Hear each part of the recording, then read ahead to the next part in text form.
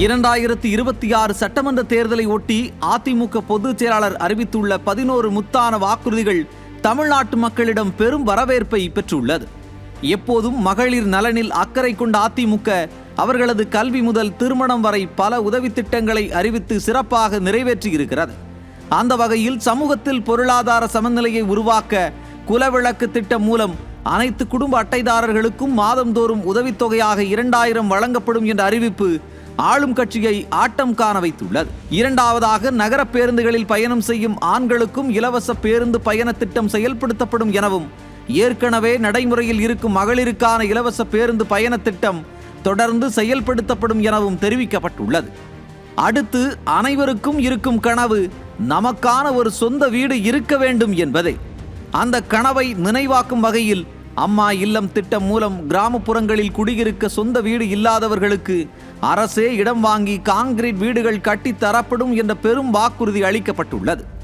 நகரப்பகுதிகளில் சொந்த வீடு இல்லாதவர்களுக்கு அரசே இடம் வாங்கி அடுக்குமாடி வீடுகள் கட்டி இலவசமாக வழங்கப்படும் எனவும், பட்டியலின மக்கள் ஒரே குடும்பத்தில் வசிக்கும் நிலையில் அவர்களது மகன்கள் திருமணமாகி தனி குடித்தனம் செல்லும் போது அரசே இடம் வாங்கி கான்கிரீட் வீடுகள் கட்டி தரப்படும் என்ற வாக்குறுதி மக்களிடம் பெரும் வரவேற்பை பெற்றுள்ளது. நான்காவதாக, கிராமப்புறங்களின் வளர்ச்சிக்கான 100 நாள் வேலை திட்டத்தை 150 நாட்களாக உயர்த்துவோம் என வாக்குறுதி கொடுத்து ஆட்சிக்கு வந்த ஸ்டாலின் அதை நிறைவேற்றாமல் ஏமாற்றிவிட்ட நிலையில் மத்திய அரசு உயர்த்திய 125 நாட்கள் 150 நாட்களாக உயர்த்தப்படும் என்ற வாக்குறுதி கிராமப்புற பெண்களுக்கு பெரும் நிம்மதி அளித்துள்ளது.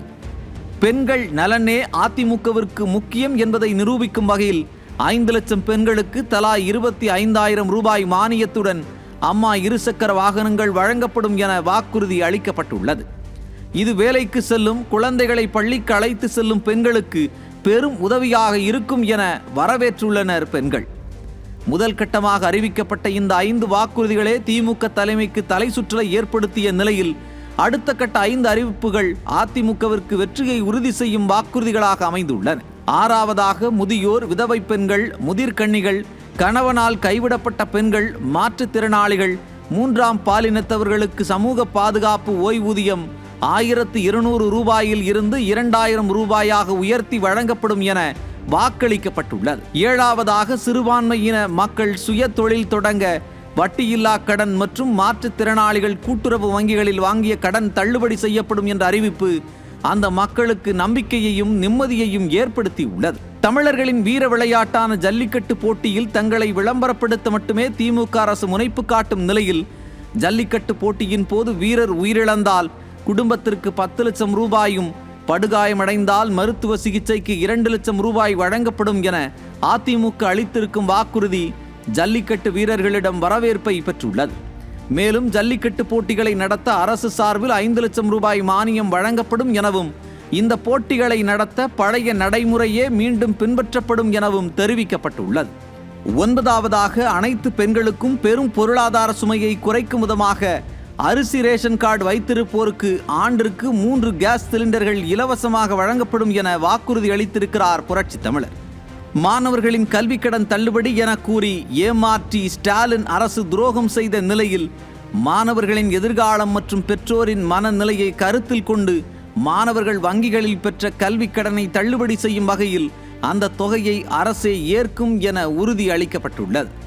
11ஆவதாக, அதிமுக ஆட்சி அமைந்ததும் நடைபாதை வியாபாரிகள் கூட்டுறவு வங்கியில் வாங்கிய கடன்கள் அனைத்தும் தள்ளுபடி செய்யப்படும் எனவும், தமிழகத்தில் லட்சக்கணக்கான சிறு வியாபாரிகளின் வாழ்வாதாரத்தை காக்கும் இந்த வாக்குறுதி அதிமுக ஆட்சிக்கு வந்தவுடன் உடனடி நடைமுறைப்படுத்தப்படும் என்றும் எழுச்சி பயணத்தில் உறுதி அளித்திருக்கிறார் புரட்சி தமிழர் எடப்பாடி கே பழனிசாமி. தமிழ்நாட்டில் நிதிநிலை மோசமாக இருக்கும்போது இதெல்லாம் எப்படி சாத்தியம் என கேட்பவர்களுக்கு, அவர்களுக்கு திறமை இல்லை, எங்களுக்கு திறமை இருந்தது. நாங்கள் ஆட்சி செய்கின்ற பொழுது 5,18,000 கோடி தான் கடன் இருந்தது. எந்த சூழ்நிலை, ஒரு ஆண்டு கொரோனா காலத்தில் கூட அரசுக்கு வரி வருவாய் இல்லாத நேரத்தில் கூட கொரோனாவுக்கு 40,000 கோடி செலவு செய்தோம். நாங்கள் திறமையாக நிதி கையாண்டு நிதி சுமை இல்லாமல் நிதி சுமை குறைவாக இருக்கின்ற சூழ்நிலை நாங்கள் உருவாக்கி தந்திருக்கிறோம். நியூஸ் ஜே செய்திகளுக்காக ரேணு வாசகன்.